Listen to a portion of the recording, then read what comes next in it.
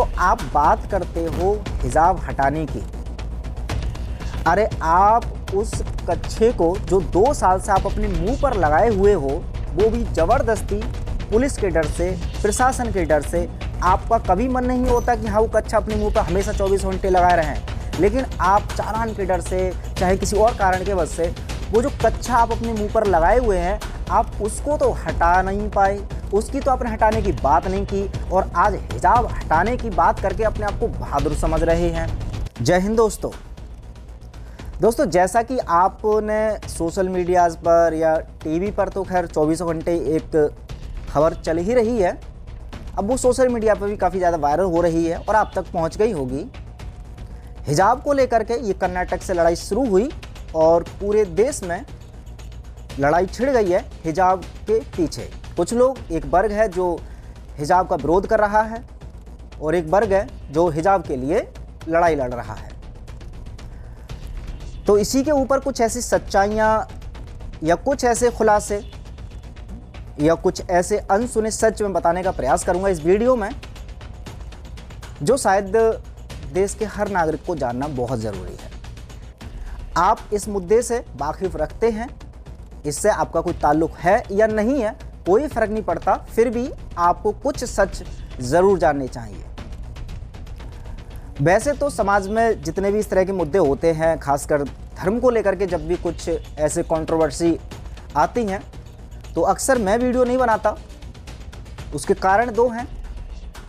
पहला सिंपल सा कारण है क्योंकि धर्म को लेकर के, चूँकि धार्मिक विषयों पर जब भी हिंसा होती है या कोई मुद्दा उठता है, तो ये धार्मिक मुद्दे होते इतने सेंसिटिव हैं कि इन विषयों के बारे में यदि सच्चाई के साथ कुछ बोल दिया जाए,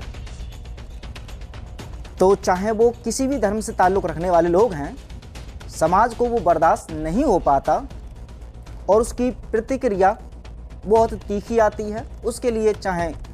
उस पर देशद्रोह का मुकदमा की बात हो या फिर किसी की भावनाओं को भड़काने का आरोप लगा दिया जाए, लेकिन सच वो सुन नहीं पाते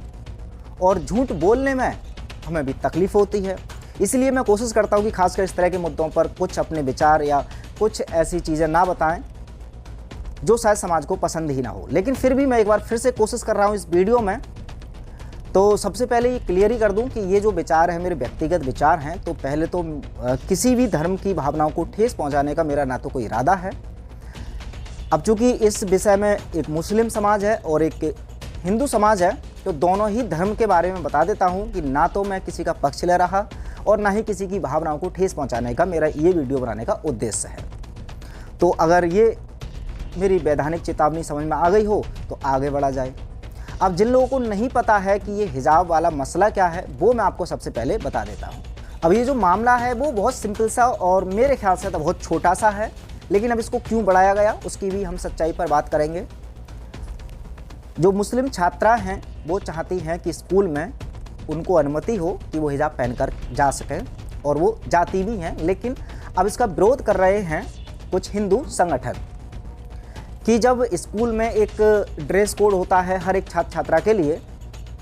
तो उसी ड्रेस कोड में जब हिंदुओं को आना रहता है तो मुस्लिम लड़कियों को हिजाब की अनुमति क्यों? अब ये मुद्दा उठाया तो पहले भी कई बार गया है अपने अपने स्तर से, लेकिन अभी ये इस समय बार बार क्यों चर्चे में आ रहा है, तो एक एक करके इस पर आते हैं। सबसे पहले जो एक इस समय कंट्रोवर्सी होने का कारण है वो एक तो है राजनीतिक, जो कि एक हम भारत की राजनीति की हम बात कर रहे हैं। फिर अभी हम बताएंगे कि इसका अंतर्राष्ट्रीय षड्यंत्र से भी क्या ताल्लुक है, वो भी आपको सच जानना बहुत ज़रूरी है। क्योंकि अभी देखिए बहुत अहम जो राज्य है भारत का उत्तर प्रदेश, उसके अलावा बाकी के अन्य राज्यों में भी इस समय चुनाव, विधानसभा के चुनाव हैं। अब ये जो बार बार हिंदू मुस्लिम के मुद्दे उठाए जाते हैं, पहले भी बहुत बार उठाए गए हैं अलग अलग टाइप के, लेकिन उनमें से ये मुद्दा जब उठाया जा रहा है तो इसका एक सबसे मुख्य जो उद्देश्य है वो यही है कि जो हिंदू मुस्लिम हर राजनीति का एक बहुत बड़ा मुद्दा बन जाता है। इस बार कुछ इस तरह का मुद्दा मिल नहीं रहा था, तो फिर से इसको इतना ज़्यादा गर्मा गर्म बनाया जा रहा है ताकि देश भर के उन सभी राज्यों में ये बात पहुंच जाए जिन राज्यों में चुनाव है कि मुस्लिम को ये लगे कि हाँ, जो हिंदू संगठन है या ये हिंदू हैं वो हमारे लिए बहुत बड़ा ख़तरा है, क्योंकि आज हमसे ये हिजाब हटाने के लिए बोल रहे हैं, कल हमको कुछ और शर्तें करेंगे। इसका मतलब हमारे धर्म को तो ये नष्ट करना चाहते हैं, हमारा धर्म खतरे में है, ऐसा एहसास हो जाना चाहिए मुस्लिम कम्युनिटी को। ऐसा ही हिंदुओं के साथ भी ये खेल खेल रहे हैं कि हिंदुओं के भी मन में ये अवधारणा पैदा हो जानी चाहिए कि उनको भी लगे कि हिंदू तो बड़े खतरे में हैं। आज अगर ये अपनी जिद करके स्कूलों में छात्रा हिजाब पहन करके जा रही हैं, कल को ये कहेंगे कि हम हथियार लेकर के स्कूल में जाएंगे। और इसी तरह से तो मुस्लिम समाज की तो हमारे कानून बात मानता रहेगा, और जिस देश में मेजॉरिटी हिंदुओं की है, हिंदुओं को दबना पड़ रहा है, तो इस तरह से ये दबाते चले जाएंगे तो हिंदुओं का तो सत्यानाश हो जाएगा। तो इस तरह का डर मुस्लिम समाज के लोगों में भी भर जाना चाहिए, हिंदुओं के समाज, जो हिंदू समाज है उसके मन में भी भर जाना चाहिए। ये डर भरने का उद्देश्य है राजनीतिक, ताकि जो जनता, अब जो आगामी चुनाव हो रहे हैं, अभी कुछ दिन बाद ही वोटिंग होने वाली है, तो फिर से हर बार की तरह बटन दबाने से पहले सिर्फ अपने धर्म के बारे में सोचे, ना कि शिक्षा के बारे में, ना कि गरीबी मिटाने के बारे में, ना ही या फिर बेरोजगारी के बारे में, या स्वास्थ्य के बारे में, या देश के विकास के बारे में। इन सभी जो जरूरी मुद्दे हैं, इन सब से ध्यान हटा करके केवल एक धर्म की तरफ चला जाए सारा। और ये वैसे तो सभी राजनीति पार्टियां ही धर्म और जाति की राजनीति करते हैं, लेकिन अब इनमें अगर दोषी मानना चाहें तो उन पार्टियों को दोषी बड़ी आसानी से माना जा सकता है जो सबसे ज़्यादा धर्म की राजनीति करते हैं। वो मुस्लिम में भी हैं, हिंदुओं में भी हैं।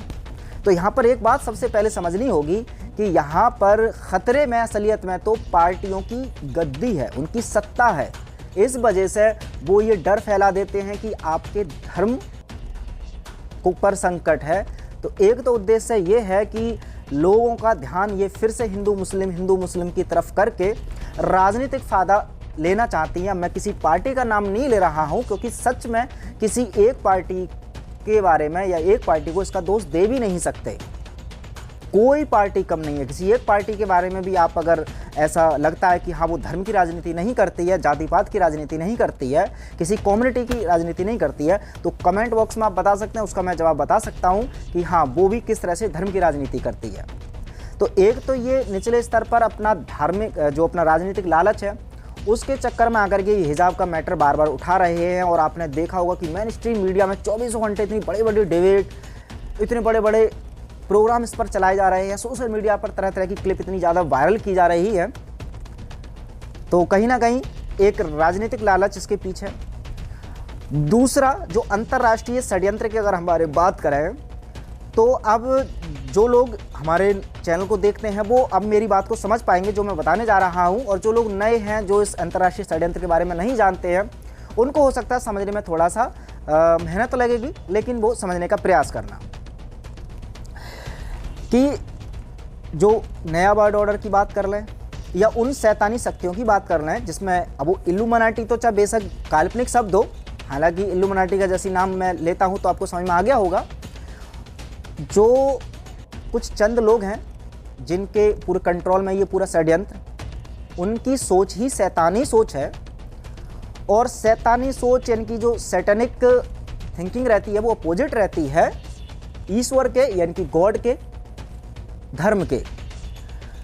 तो अब शैतानी सोच अगर पूरे विश्व में पैदा करनी है तो उसके लिए 2 स्टेप इनको करने पड़ेंगे। सबसे पहला स्टेप कि पूरी तरह से जहाँ जहाँ धर्म में आस्था रखने वाले लोग हैं उनके मन में ये अवधारणा पैदा करनी होगी कि धर्म का अर्थ केवल हिंसा होता है और धर्म समाज के लिए खतरा है। और कुछ हद तक वो अपने इस उद्देश्य में कामयाब हो भी चुके हैं। क्यों हो चुके हैं वो भी मैं बताऊंगा। दूसरा इनका उद्देश्य है कि इनको पहले तो वेस्टर्न कल्चर लाना है। और वेस्टर्न कल्चर की मैं बात ये नहीं कर रहा हूँ कि जो मॉडर्न पहनावा या मॉडर्न लोगों की सोच हो रही है इसमें कुछ बुराई है, कुछ और ऐसी उनकी विचारधारा है जो वेस्टर्न से, चूँकि जितने भी षड्यंत्रकारी हैं वो वेस्टर्न से ही आते हैं, तो उनके लिए ये संस्कार, ये धर्म, स्पिरिचुअलिटी का कोई मतलब नहीं होता और वो इन चीज़ों में आरुचि रखते हैं। तो अब अगर हम बात करें कि क्या वो इस तरह से अपनी चाल में कामयाब हो भी रहे हैं, तो उसका जवाब आप एक प्रश्न के जरिए जान सकते हैं। अगर मैं आपसे प्रश्न करूं कि क्या ऐसा हुआ नहीं है भारत में खासकर कि जो पढ़े लिखे युवा हैं, जो समझदार लोग हैं, उन लोगों के मन में अब एक बात काफ़ी अच्छे बड़े बड़े अक्षरों में लिख चुकी है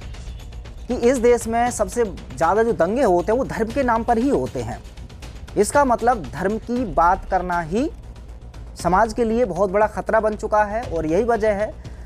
कि हमारे सनातन संस्कृति की बात करना या जो मुस्लिम के भी जो मूल धर्म है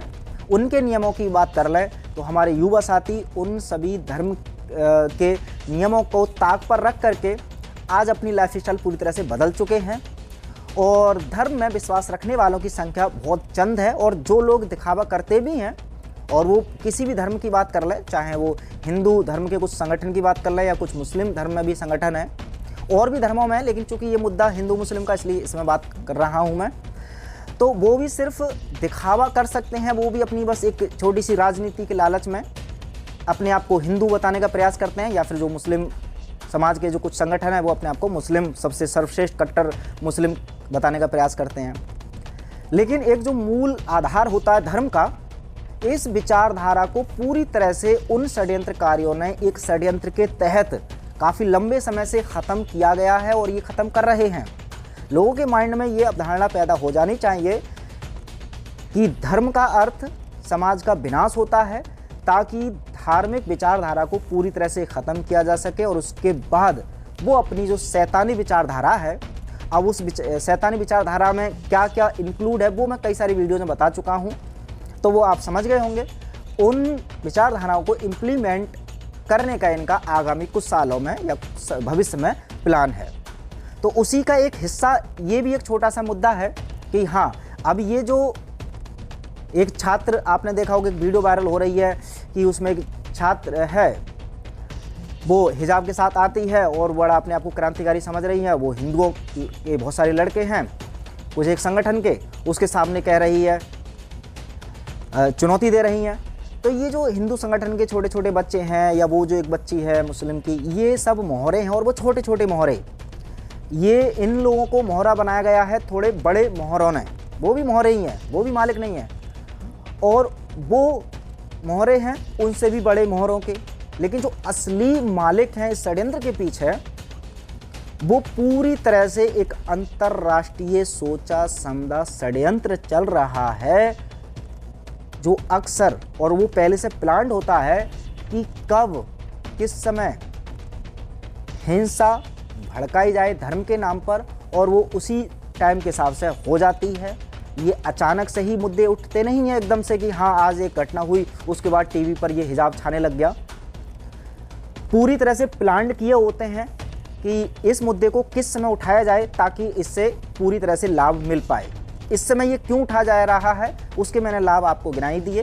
कि राजनीतिक तौर पर किस तरह से लाभ मिलेगा पार्टियों को, और बाकी के अंतर्राष्ट्रीय षड्यंत्रकारियों का तो वो चल ही रहा है। लेकिन अब मेरा इस वीडियो के लास्ट में एक आखिरी संदेश तो नहीं कह सकता और ना ही मैं कुछ राय दे सकता, बस हाँ एक सुझाव ज़रूर है, वो भी सिर्फ उन जागरूक साथियों के लिए जो शायद इस पूरी वीडियो को देखने के बाद अगर कुछ समझ में उनके आया हो। तो आप बात करते हो हिजाब हटाने की, अरे आप उस कच्छे को जो 2 साल से आप अपने मुंह पर लगाए हुए हो, वो भी ज़बरदस्ती पुलिस के डर से, प्रशासन के डर से, आपका कभी मन नहीं होता कि हाँ वो कच्छा अपने मुंह पर हमेशा 24 घंटे लगाए रहें, लेकिन आप चालान के डर से, चाहे किसी और कारण के वजह से, वो जो कच्छा आप अपने मुंह पर लगाए हुए हैं, आप उसको तो हटा नहीं पाए, उसकी तो आपने हटाने की बात नहीं की, और आज हिजाब हटाने की बात करके अपने आप को बहादुर समझ रहे हैं। आप अगर धर्म की ही आस्था की अगर बात करते हैं, तो जो टीका के बारे में कई सारी RTI डालने के बाद टीका वाली कंपनियों ने स्पष्ट कर दिया कि इसके अंदर जो इंग्रेडिएंट है उसमें गाय के कुछ अवयव हैं। पूरी बात बताऊंगा, वीडियो उड़ा दी जाएगी, इसलिए ध्यान समझ लो कि गाय के कुछ अवयव उसमें मिलाए जाते हैं, तो गाय के उन अवयवों को आप अपनी बॉडी में ले रहे हो जिस गाय को हम लोग माता मानते हैं। ये मैं हिंदुओं की बात कर रहा हूं। और ऐसे ही मुस्लिम धर्म में भी और ऐसे ही इस्लाम धर्म में भी बहुत सारे ऐसे नियम कानून हैं जो धर्म के आधार पर ये जो ट्रेंडिंग बीमारी के नाम पर पूरा षड्यंत्र रचा गया और कुछ प्रोटोकॉल बनाए गए, उनको आपने पालन करते समय अपने धार्मिक नियमों का भी उल्लंघन किया, तो उसमें आपने ये बिल्कुल भी नहीं सोचा कि हाँ, हम अल्लाह को क्या जवाब देंगे। और आज अगर हिजाब की बात हो रही है तो आप लड़ने मरने के लिए तैयार हैं। तो यहाँ पर मैंने इस वीडियो की शुरुआत में भी कह दिया था, अंत में भी मैं कंक्लूजन के तौर पे यही कहना चाह रहा हूँ कि इस वीडियो का उद्देश्य ना तो हिंदू धर्म को सपोर्ट करने की बात मैं कर रहा हूँ, ना मुस्लिम धर्म की सपोर्ट करने की बात कर रहा हूँ। बात यहाँ पर धर्म को सपोर्ट करने की हो ही नहीं रही है, बात यहाँ पर हिजाब की होनी ही नहीं चाहिए। यहाँ पर बात होनी ये चाहिए कि बार बार हमें हिंदू मुस्लिम के नाम पर लड़ा कौन रहा है, इसके बारे में अगर आप थोड़ा सा खोजबीन करने निकलेंगे, आप ज़रा गूगल पर सर्च करने का प्रयास करें। रॉथस्चाइल्ड, रॉकफेलर या बिल गेट्स की कुछ प्लानिंग, इल्यूमिनाटी, इवेंट 201, आप थोड़ा समय दीजिए, गूगल पर ज़रा सर्च कीजिए, तब आपको पता चलेगा कि ना तो हिंदू खतरे में है, ना मुस्लिम खतरे में है। खतरे में है तो हमारा पूरा देश खतरे में है, और इसको बचाने के लिए हिंदुओं को भी साथ में आना पड़ेगा, मुस्लिम को भी साथ में आना पड़ेगा, सिख को भी आना पड़ेगा, ईसाई को भी आना पड़ेगा। और जैसा कि एक वीडियो मैंने पहले भी रिपीट किया था कि जो लोग लड़ने की बात करते हैं धर्म के नाम पर, तो जिन लोगों को धर्म के नाम पर लड़ते हुए देखा उनको कभी गीता या कुरान पढ़ते हुए नहीं देखा, और जिनको गीता और कुरान पढ़ते हुए देखा उनको कभी लड़ते हुए नहीं देखा। तो धर्म की वास्तविक आधार को समझें, उसका पालन करें और मिलकर के एक साथ अपने भाईचारे की मिसाल पेश करते हुए इस अंतर्राष्ट्रीय षड्यंत्र से लड़ें, ना कि आपस में।